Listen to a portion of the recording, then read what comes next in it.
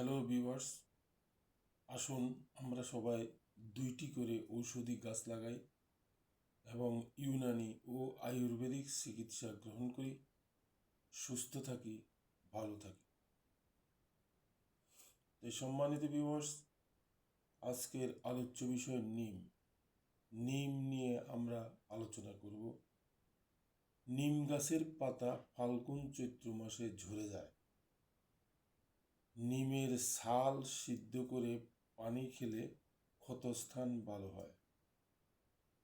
কমপক্ষে আধা কাপ পানি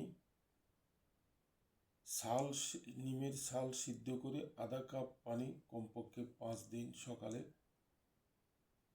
খেতে হবে, তাহলে ক্ষতস্থান ভালো হবে।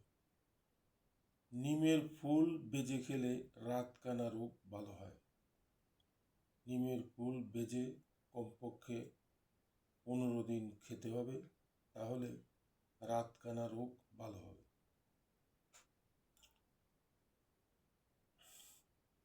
নিমের ছাল,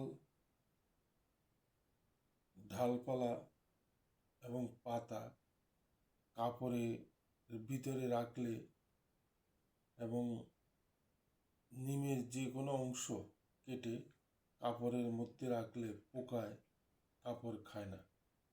এটা অ্যান্টি ইনসেক্ট, কোনো পোকামাকড় কাপড়কে আক্রমণ করবে না।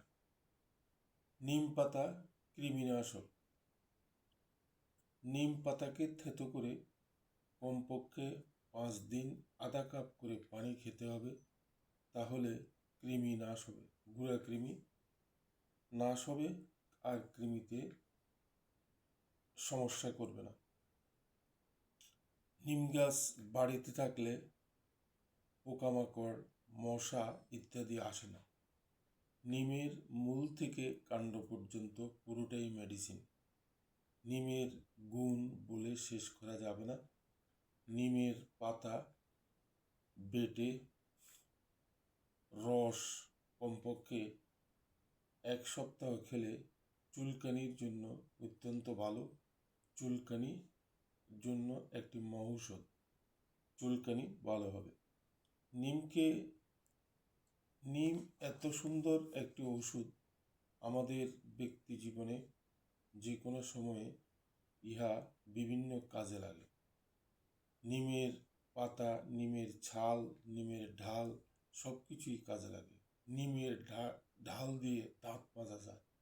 নিমের ডাল দিয়ে দাঁত মাজলে দাঁত পোকায় আক্রমণ করে না এবং দাঁত পরিষ্কার হয়। তো ভিউয়ার্স, আজকে আর আলোচনা করব না। আমরা যে কোনোভাবে নিমকে ব্যবহার করতে পারি, ইহা আমাদের ব্যক্তি জীবনে অনেক কাজে আসবে। তো আলোচনা আজকে এখানেই শেষ করলাম। সবাইকে ধন্যবাদ। আবার দেখা হবে ইনশাল্লাহ। আসসালামু আলাইকুম।